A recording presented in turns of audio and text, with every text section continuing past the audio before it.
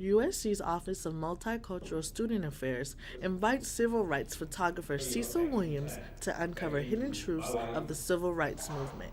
Actually, it was my destiny to be there on the spot to capture events where most of the cases in the early days of the civil rights movement, the beginning of it, there were no other cameras around. So had I not been there, I think some of these things that I have recorded would not have been recorded at all and perhaps lost in time.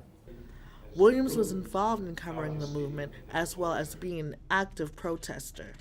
There has to be a means from which people can express their opinion or their feelings or marching for something or marching against something. It's a way of, it's the American way. It's the peaceful American way. The fight for South Carolina civil rights did not stop in the 1960s. With more people in the know about recent acts of racial discrimination, they still feel a need to fight for these rights.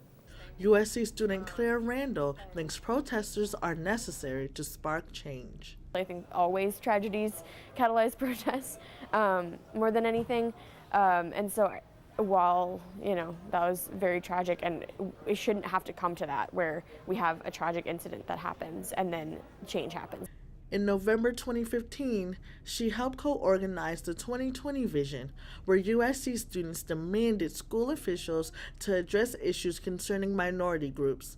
She says she could not turn away from issues close to home. I have a voice and power, position of privilege.